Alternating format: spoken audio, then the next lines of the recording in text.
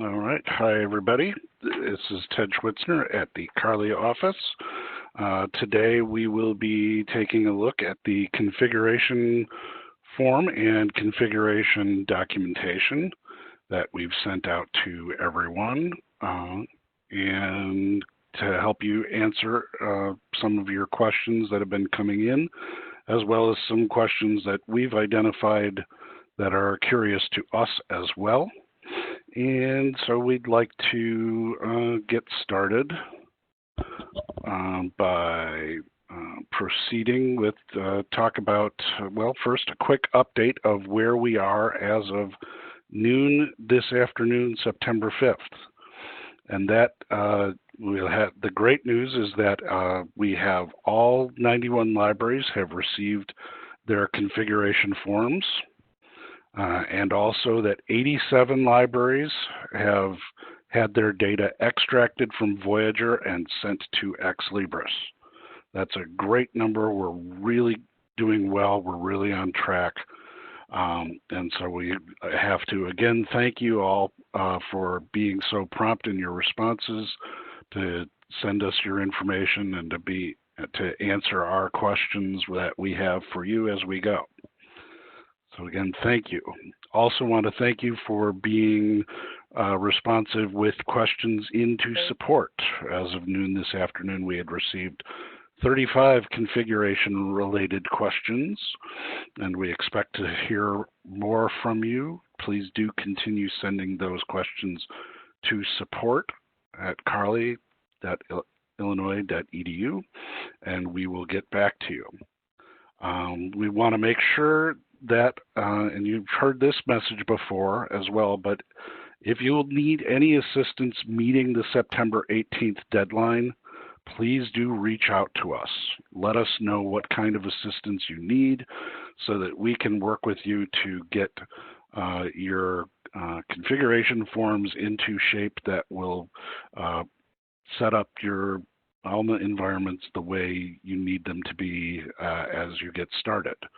You know, this is, and fortunately, we'll talk about this later.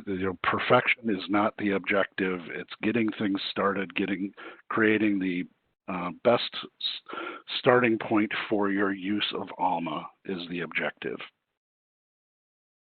When you do finish your configuration forms, we'll again be asking you to submit those up to Box, to upload those files when they're completed to box.illinois.edu.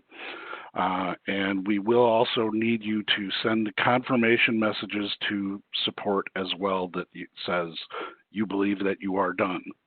That'll help us keep track more easily of who's ready for review and who may need additional assistance as well.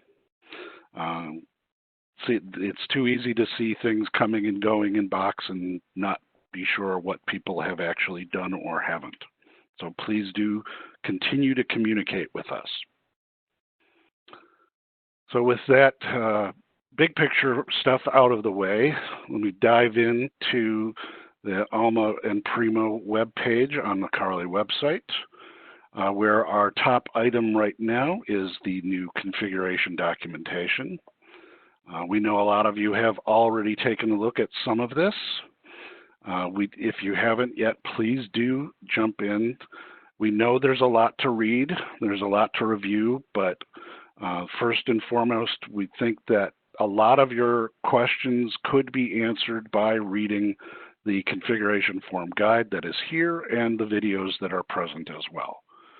I think most of this will cover a lot of general purpose information, big picture details that you need to know in order to proceed. For specifics, things that are peculiar to your own institution, those will for sure require questions with CARLI. We'll talk with you and try to figure out, is this something that is in your best interest for the time being, or something that could be examined during the test scenario, and we will go from there. Let me introduce you to the configuration form guide. If you haven't seen it, click from that link right there, and I will expand the screen here.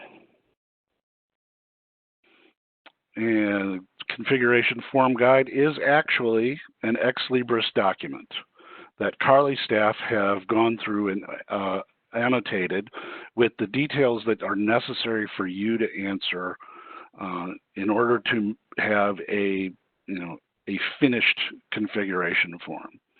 And like I said earlier, it doesn't have to be 100% comprehensive, complete for everything. It has to be complete enough to pass validation. So there is a difference, but the important thing to remember is this is shorthand. Using this form gets your information into Alma quickly, so that it is as close to possible as of an operating environment when you start using Alma.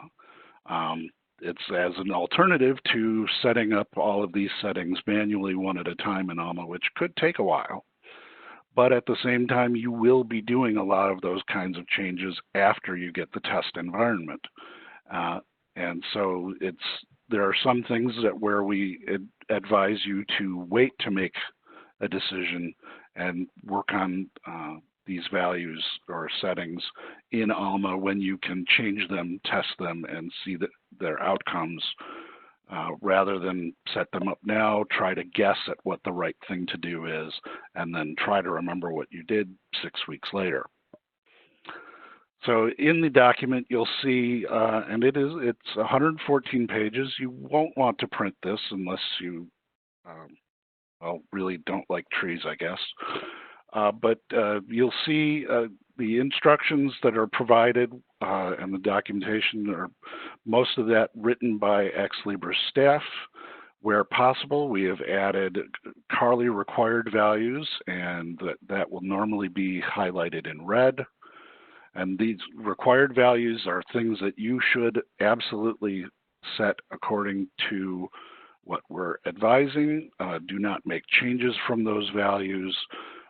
CARLI staff have gone in and set as many of those types of values as possible, but there are places where you may need to verify that it's still correct and make sure you do not change it.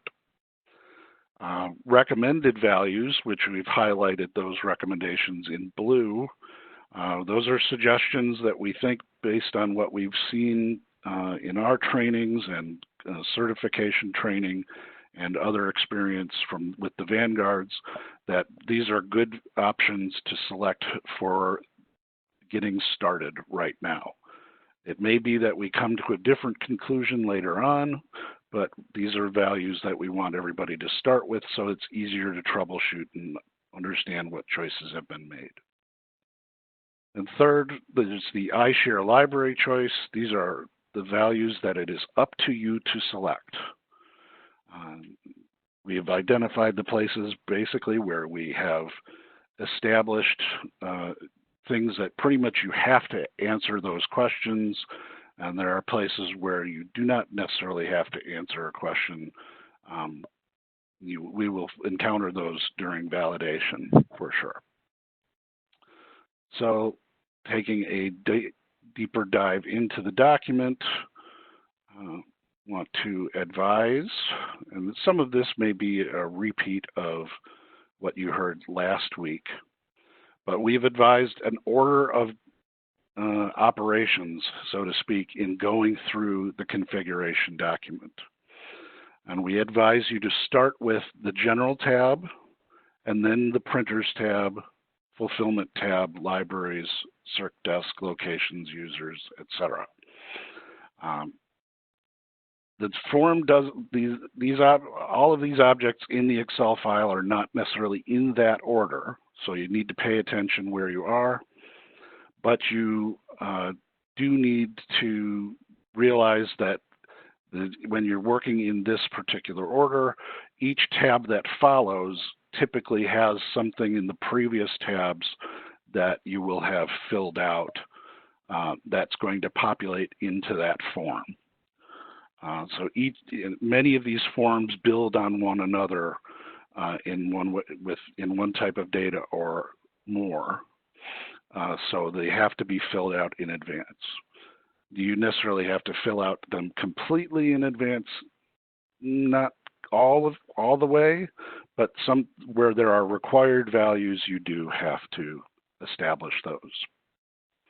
And we'll take a look in a minute about some of those values that do cascade from one tab to the next, which is why we want you to go in that order.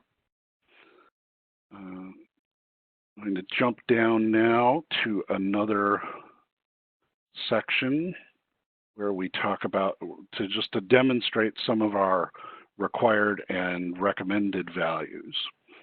And this is the section on the Fulfillment tab. This is the second section called Item Exception Types, where we say this is an iShare library choice. You can select any values that you want, but you do want to be thinking about what they mean. They're things that will be visible to you, and they'll be used in the later tabs. In fact, as we see here in this instruction, what you put in the item exception types on the Fulfillment tab comes up again in the Item Policies tab and in the Policies, TOUs, and Rules tab. So you can't jump ahead to either of those tabs without having completed this value. Also on the Fulfillment tab, we have the Auto Renew Rules. This is one of our areas that is a CARLI required value, and we would say to leave all of these blank. You get more information from the area below. So the document is larger. I can zoom in on the document. That will allow the book not use the bookmarks there. Sorry about that sizing.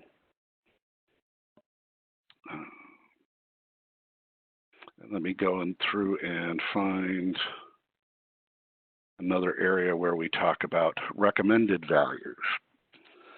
In the Libraries tab, the Libraries tab is going to contain information that you had already provided to us on the library spreadsheet during the migration form phase.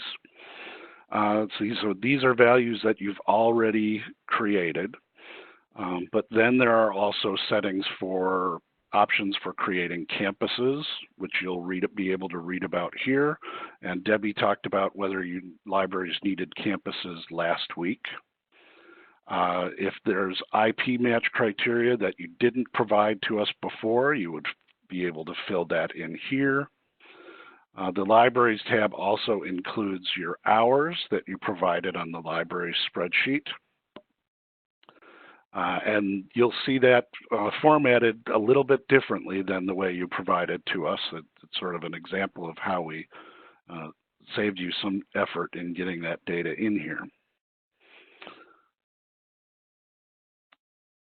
But this is, to make a long story short, TLDR version, this is a very hefty document, but it isn't actually a long or slow read. You do want to review it and identify the requirements and the recommended values and the options that you have before you get started, so that you can have some feelings for how things will go as you proceed. Keep it handy, keep it up on screen. If you're working as a group, you might put the document on a projector so that you can all see the recommendations as you go through, or do in fact print out a copy if you can. Color printing preferred because we have the color coding in the document. The different values are also different fonts. So if color printing is an issue for you, you'll at least be able to see the difference between CARLI added text and the original text of the document. So let me jump back here. I see there have been some questions going, and I think that Debbie has been answering questions as we go. I appreciate that. Let's see if there's anything that hasn't been answered yet. There's just one open question, but I'll recap the other ones quickly. Debbie had pointed out the 4 tabs that can be completed in any order: acquisitions, research management, Primo V configuration, and repositories. Those can all be completed in any order, and that was in response to a question if the acquisitions could be worked on ahead of some of the other tabs, which should be no problem. And then there were a few questions about CARLI required choices and what would happen if an institution made a different choice there. And Jen said that CARLI would be checking those and work with them to correct the value, I think. Yep. Please jump in, Jen, if I'm misquoting you there. And then there is kind of one open question about the lost and overdue loan rules configuration, which I think will probably fit in later on in your presentation, Ed. Right. Thanks, and we will jump back to that. So at this moment, I'm back on the configuration form instructions page. And we've had a couple of questions received here at CARLI for people asking for sample configuration forms. And I'm happy to say there is such a thing. In the Ex Libris Knowledge Center, there is a completed configuration form available to use as an example. I have added it to our webpage as a link here, but also if you are in the Knowledge Center, this is the section, the Knowledge Center area for Alma. Under Implementation and Migration, we can show all topics. And then under Implementation Guides, the configuration form sample, which I will click on and open.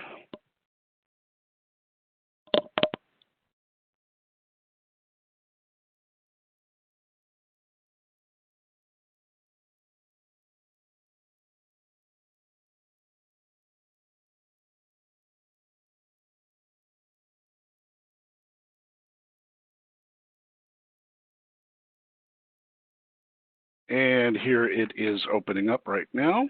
So the first thing I have to do is enable editing in order to work with it. And as Jessica pointed out to us last week, we also have to enable macro content so that it can do its job.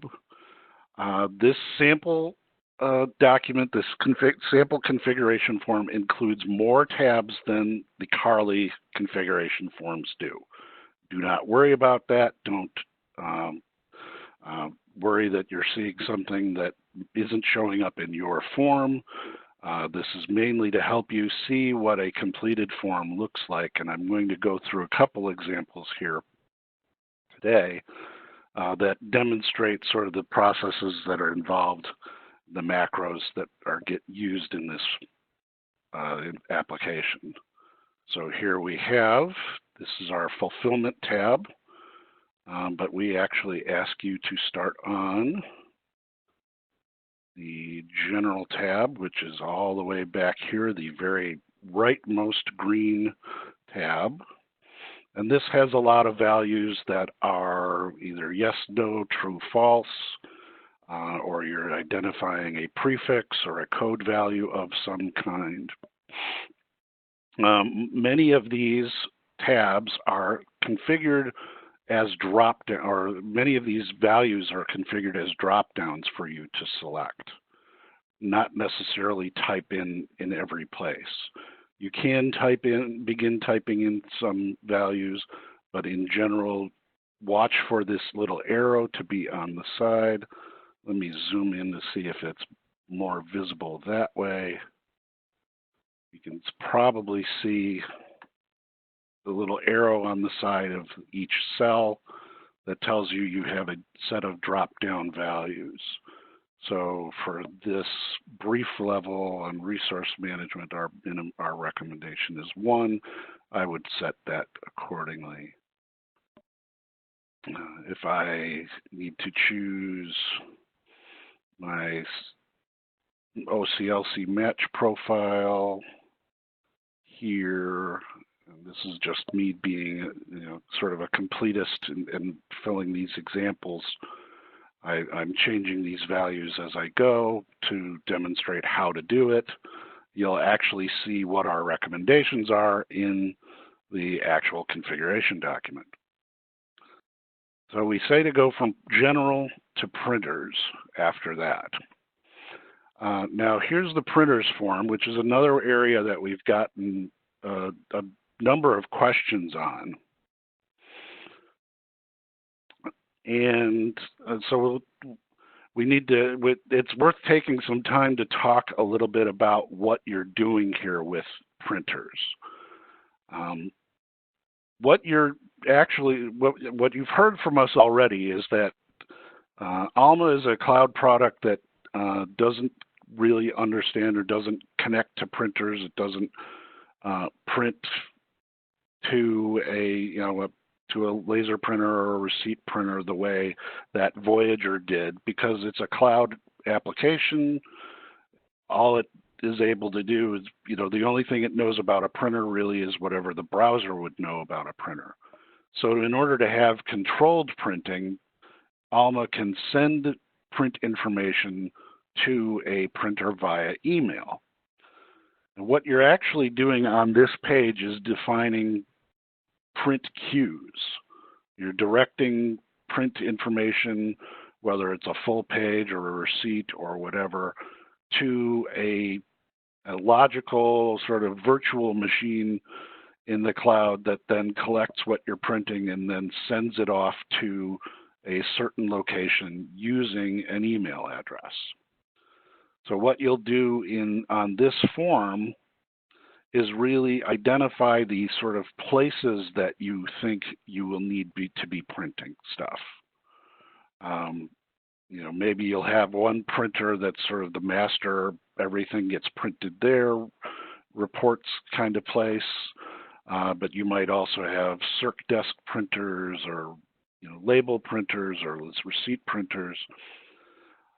You would give these codes, the printer code and printer name are up to you. You call them that. It should be something that's logical and makes sense, something that can help you identify where something is supposed to be going, so that if things get mixed up, you can troubleshoot it later. The actual requirement to get this form and the whole form completed, though, is to enter one printer. You need at least one printer defined in order to move forward.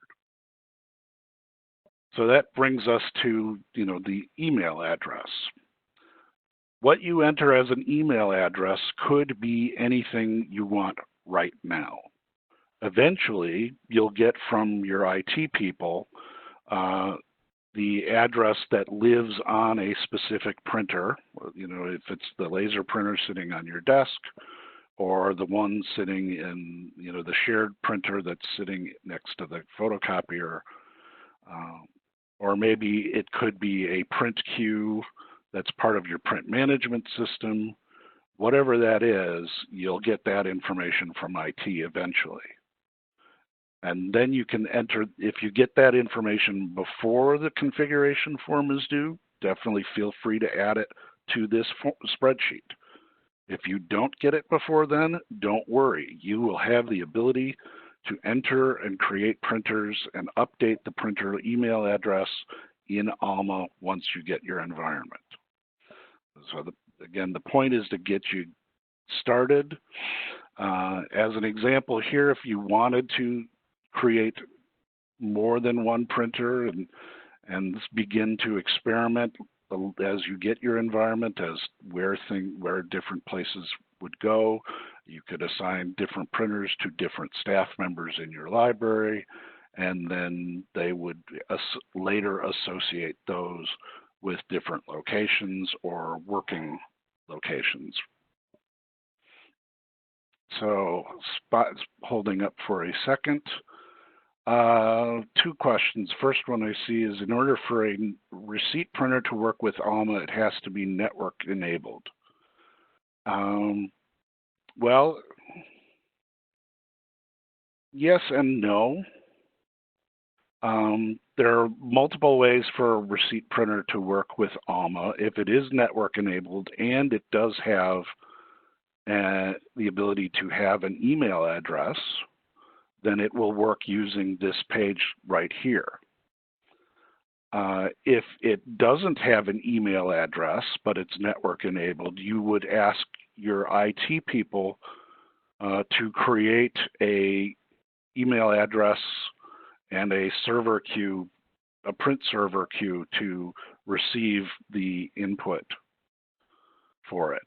Or you could also create an email address that uses a third-party program that which could be any email client, really. Could be Outlook, could be Mozilla Thunderbird, it could be presumably it could be Google email. I'm not sure, but the point is that if it's an email client that is on a workstation and that workstation is connected to a printer and the printer set configuration is set to push information out in the format that you want, that is what Alma requires. It needs to be on a machine where it can receive email. And either the printer receives email directly or it receives it through that workstation.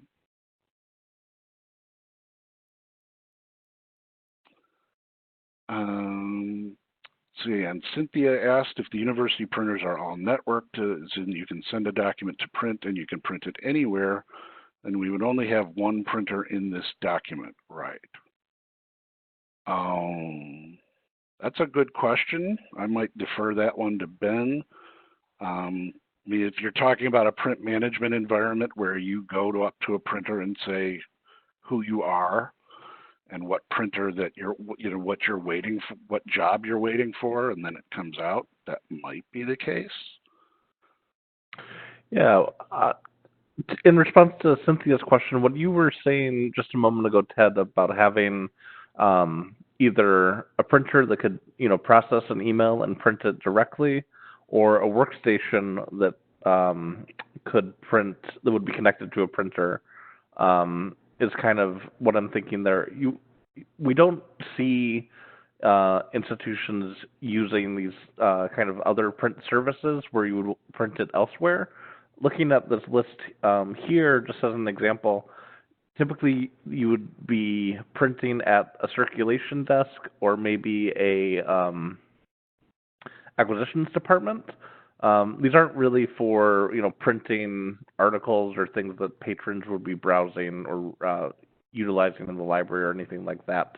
It's really for transit receipts, loan receipts, things like that. So typically, seeing something like this with one or two printers for each of your circulation desks is more common. So usually it's a dedicated printer where you wouldn't want to pull it down anywhere but that actual circulation desk.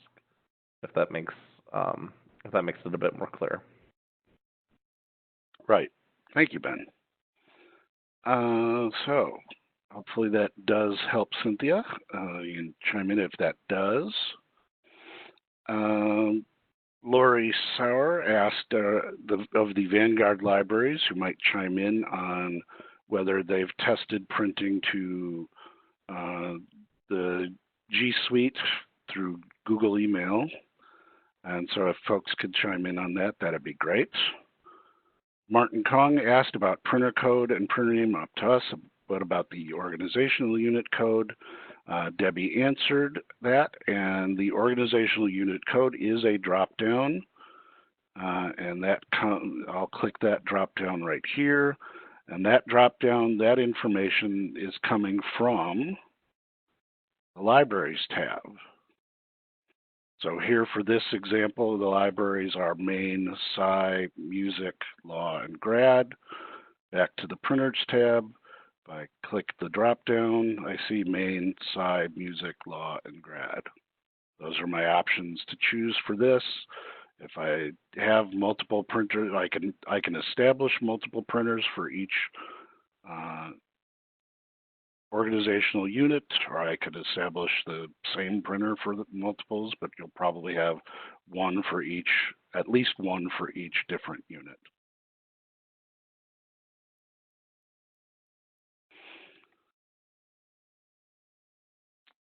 So, all right.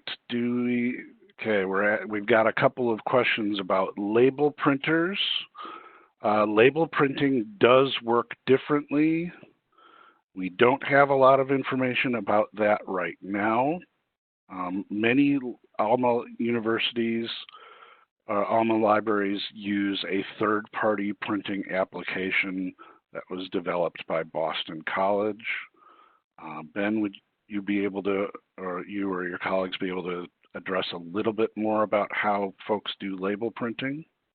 Yeah, the Boston College application you're talking about is called Spinomatic, and almost every Alma library does use that tool, and it uses an API. If you're going to be pulling down call number or other data from your records in Alma, it works really nicely to pull that in and print it and I do know that several institutions use Zebra label printers, so you may be in luck there, Lori. But it's pretty well documented on the developers network, and this is one of the things that we'll be working with folks with in the fall once their test load environments are there. But it is possible to set it up as a test against a sandbox in the meantime if you're very eager to figure that out. But this is something we expect everyone to be working on probably sometime in December. So I would not stress about it at this point.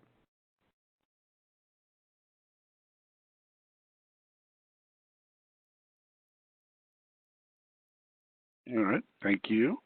And thanks, Lori, for dropping the label there. If anyone wants to do a little reading, there is a link to that documentation there. So the answer, the follow-up question, do we map a label printer here now? No. You would not want to do that at this time. Again, to sort of reemphasize that the idea right now is to get started and account for the information, the things that you have that you know that you have. You know that you're going to have a place where you'll print out different reports or notices and things that are generated off of different transactions in Alma. It doesn't have to be what you ultimately use when we go live on day one, which is why we say you can put in a personal email address or a group email address. Like you could, like these are obviously generic addresses, almaprint@university.edu. That's, it could be reference or music library printer or it could be your own email address. And then it comes into your email and you just look at it and you know that's what it would look like if you printed it out. You will have lots of time and we will probably have a lot more to say, probably a very collaborative type session on how to get printers configured the way we want. It's probably going to take all 91 of us to sort of identify the best practices. And then there are also, nearly 1,000 Alma libraries that have already done it. So there's going to be plenty of information on Alma L about different printing strategies. So do not panic. Have your towel handy. Be ready to do some research. Pick slips, Debbie is answering right now. There will be recommendations on best practices coming from the Resource Sharing Committee. Thank you, Debbie, for answering that one. There was one other question, I think. Can we confirm printers are for Circ so that we do not have to enter printers of other areas such as cataloging or ILL. Well, it's funny that you mentioned that because that's the next place I was going to go, was you're defining your printers here, but where you say they're going to be used is over here on the Circ Desks tab. So the Circ Desks tab is where you actually define what are your working locations in your library. Where do people do the work of checking things in and out? And those locations need to have a printer associated with them. So here is the main Circ Desk, or the default Circ Desk for the main library, and it has printer code MLIB_PRNT. They could have chosen any of these drop-down values here. Let me zoom in again.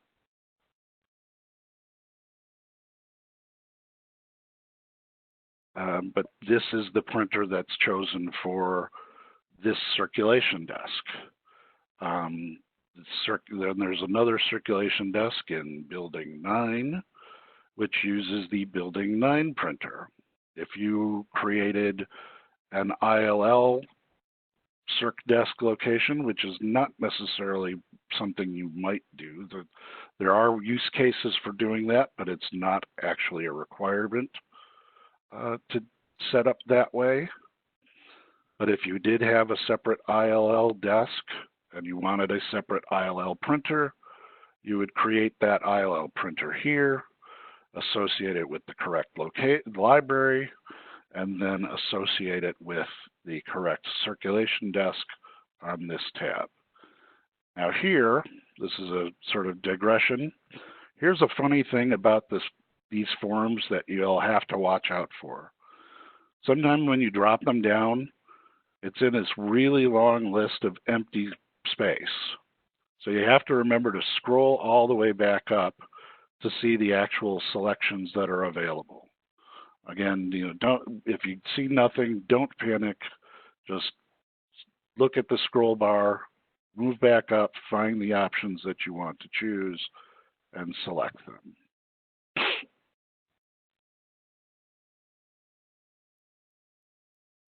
And that's sort of what I was hoping to demonstrate too, about the fact that different pieces come from different places in these forms. The printers, information on the unit codes comes from the Libraries tab. Circ Desk is using information from the Printers tab. Item Policies is using information from Exceptions types, as is the Policies, TOU, and Rules tab, which will depend on pretty much most of the tabs to the left of it. Now, before wrapping up and leading to open questions, I want to point out that with that in mind, that things sort of cascade from one to another, you're going to ask questions of yourself of how to best choose the information. What do I want to pick for, what kind of names do I want to give for fulfillment table location types, or patron types, or exception types? And that's where it doesn't hurt to look ahead to see how these things are going to be defined. And as you do that, you'll be able to understand what you're going to be asked for and where this information comes into play. For example, this location type here of general plus faculty, no exception type associated with, but then I'll be assigning a loan length, requested item length. Oops, scrolled way too fast there. Grace periods, overdue fines, the ability where it can be picked up, which is a generic setting. Pickup locations, this is not which specific locations, but what kinds of locations in library, in institution, in campus, any institution, things like that. So looking ahead can give you a sense of how you might go back and start from the ground up with defining location types, patron types, and things like that. Last but not least, and then we'll get into the questions that you've got here. It's really easy to think about what you're setting on these forms and also try to work in with iShare resource sharing. You do not need to spend time trying to figure out how to code iShare resource sharing into these forms. Configuration forms are your library's settings only. CARLI staff will be working on the iShare resource sharing settings and then pushing those out from the network zone to each institution. So you do not need to say, oh, how do I accommodate whether something is requestable or how long it goes out or what types of patrons that should use. Don't worry about it. Account for your own institution's needs in these forms. That will save you many, many headaches. All right. Okay, so we've had some questions. And so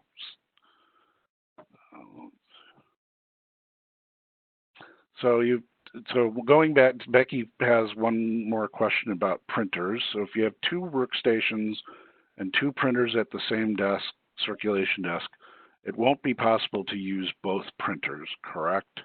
We'll have to select one or the other.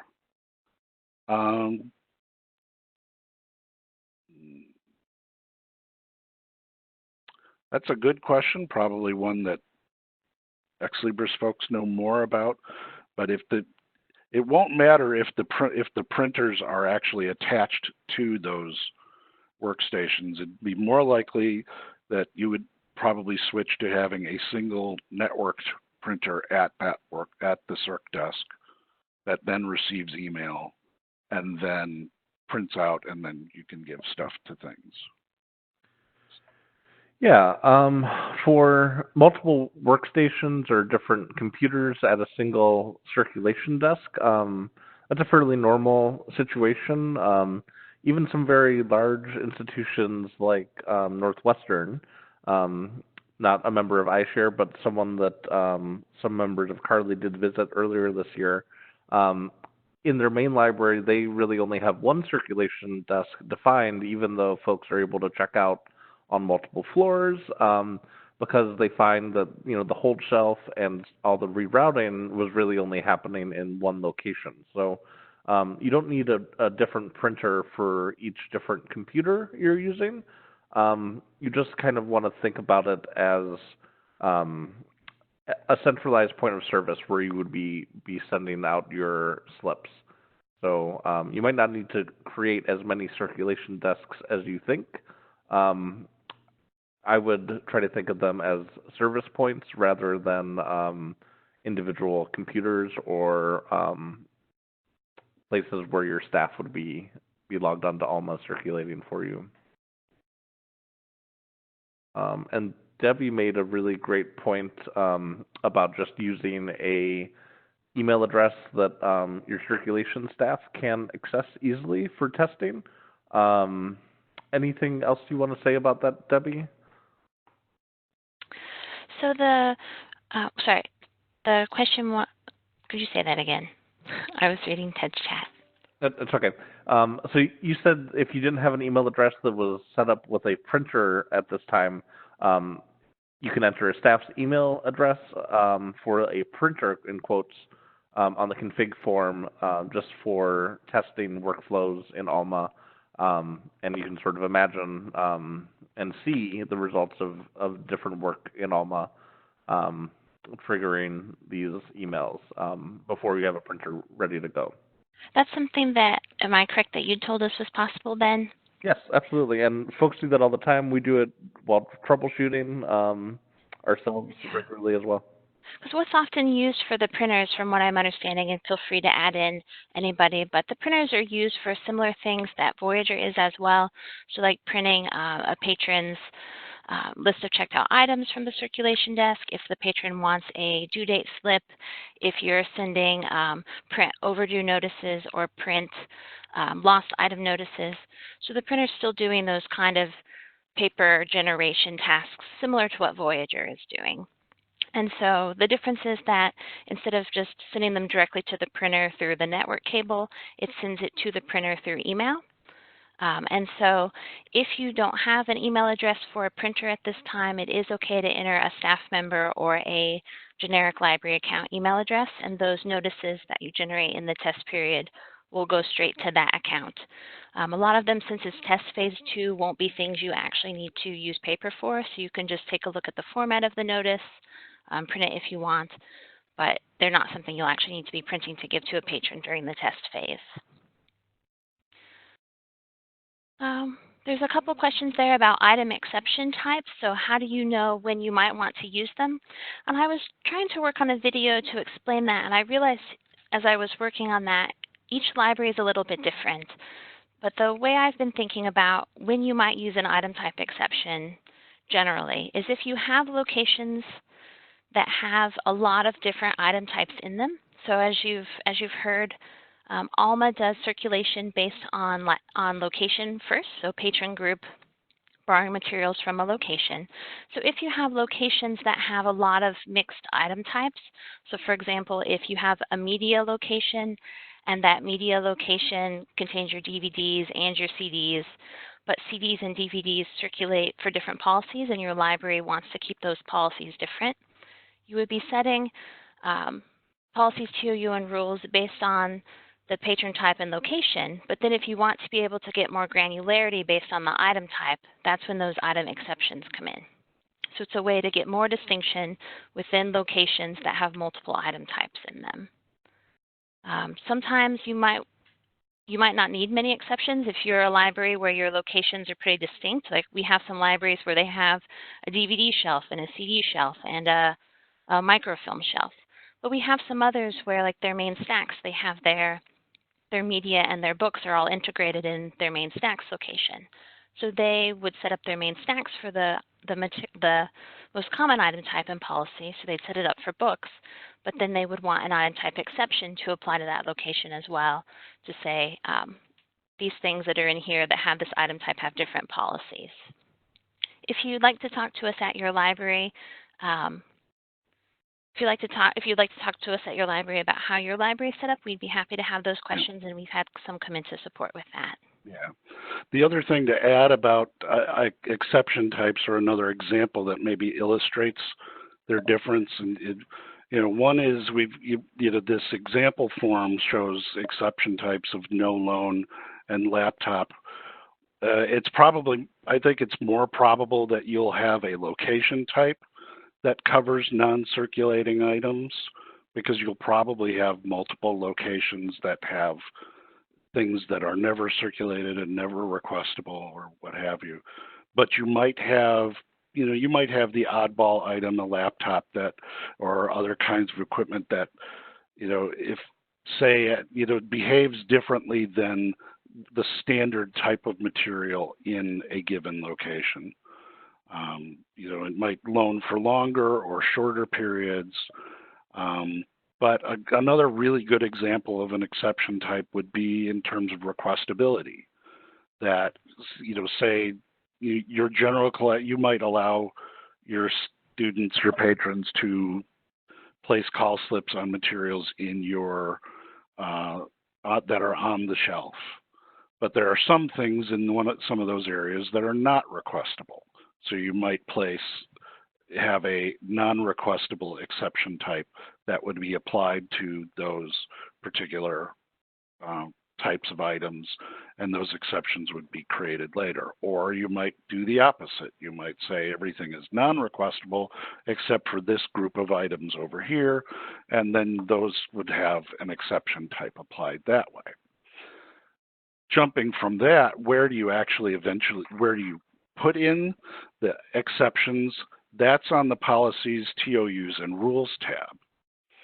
And the Policies, TOUs, and Rules tab, whoops, zooming the wrong way, is similar in a lot of ways to the Voyager circulation matrix, but different in that it's not dealing with explicit patron types, patron groups, and item types. It's dealing with these general groups of things that you've defined on the other forms. And so you would be able to define policies, how long things are available to be loaned, whether they're requestable or not, what kinds of fines are available based on the location, a combination of the location type, the patron type, and the exception type. A lot of times you'll use 2 of the 3. You could also use all 3. Say if I had a general faculty, it said I had an exception, let's say I created that non-requestable, requestable item type exception here. And then in the policies, TOUs, and tabs, if I had a special value, some of these items are general collection type, faculty, non-requestable. I could define, okay, for faculty, maybe they still are requestable, then they can set the requested period that way.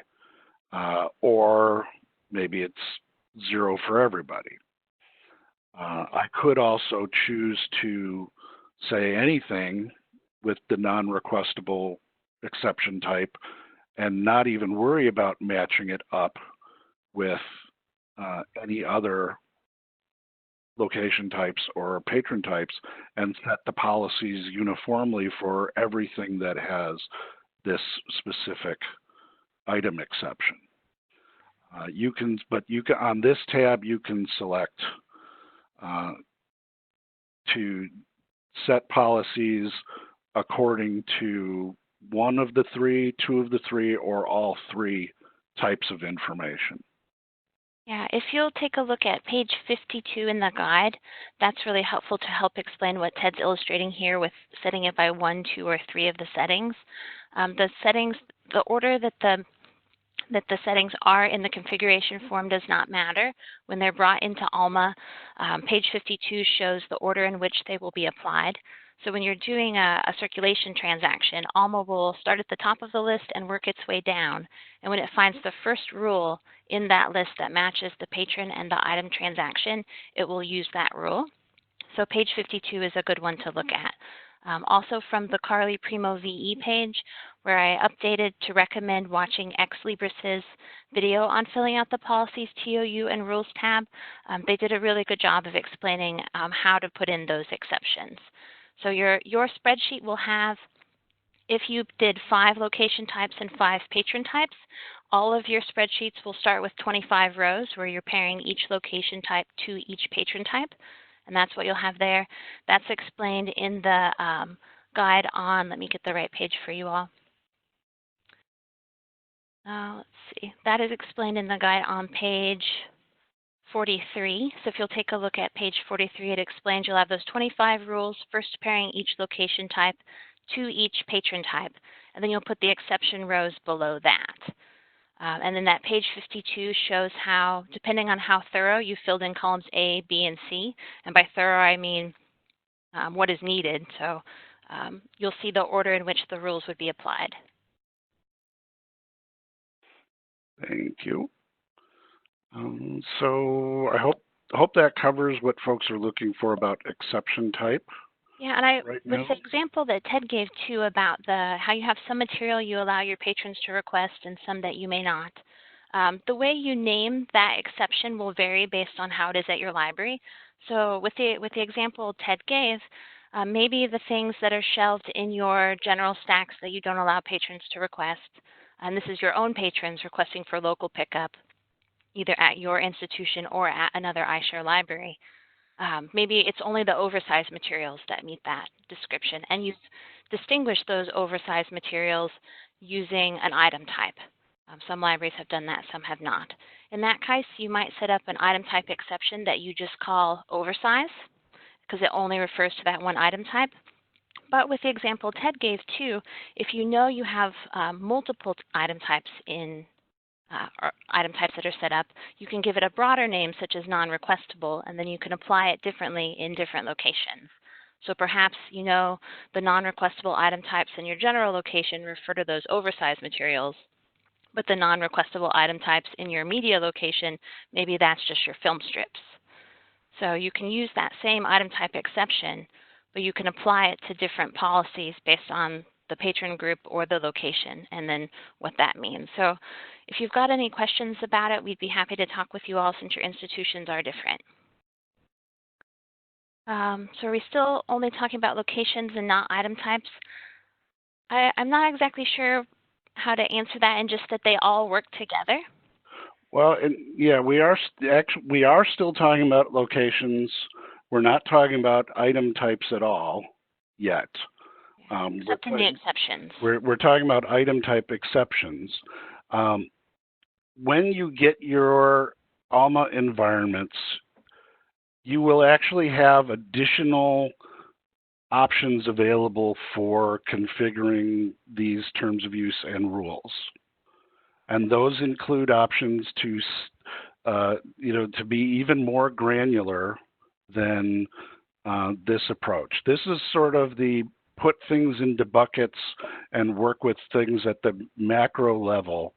Try to create as many commonalities and simplify your approach to things as much as possible, so that patrons have good expectations and it'd be easy to understand what to expect about how long things should be loaned and such. It is still possible to get down to the nitty-gritty and define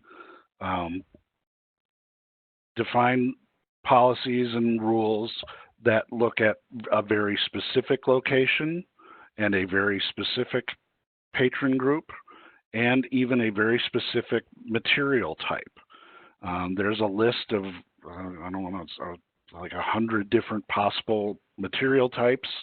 We might shorten that list a bit, but that would allow you to maybe explicitly say, instead of having a specific item exception for laptop, if there's a material type in the system, for laptop, that would be assigned to an item record, and then the rules that apply to that record would be invoked in the rules that you set up. Can is there more on that, or can I go back to one of the other questions? Okay, people will type in the chat if there's follow-up for that one. Another question that I see back up in the chat a little bit is determining for your own patrons who are doing local requests, how do you determine whether they pick them up at your institution? So if you're allowing them to only request to pick up material at your own institution, or if you want them to pick it up at any iShare library, you would, so the in-institution option would say that they could pick it up at any library affiliated with your institution.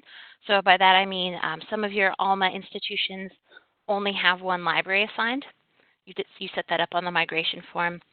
For others of you, you may have multiple libraries. So on column 33 for pickup locations, in-library would limit the pickup to the library that has that shelving location. In-institution would limit it to pickup at any library at your institution. There's also options for reading rooms if you decided to use that. There's also a campus option if you decided to use that as well. But then the final one, at any institution, is the one that you could set to allow them to pick it up at another iShare library. And you won't be able to do that for a while, since we'll need to do the configuration behind the scenes. But if they can place a request and pick it up at another iShare library, you would select at any institution. If you want to limit it to just your own library, to your own institution, you would choose in institution. And if you want to limit it to the actual Alma library where the shelving location is, you would set it at in library. And we're heading up right up to 3 o'clock, so I think I recalled what what Lori was asking about, where you actually establish a relationship between item exception types and item types themselves, is here on the Item Policies tab, so that you can relate the item exceptions that you've created before to these item codes and item descriptions that get then related back in the policies. But if you do have additional questions, send them into support. We didn't get to everybody's questions today. I'm sorry about that. We will try to, if you want to follow up with us directly in support, we will tackle them as we can and try to share them in various places as well. I want to thank you all for joining us today, and we will be back again next week with what is probably going to be a lot more questions from you, and we'll do our best to get you on your way. But thanks again, and good work, everybody.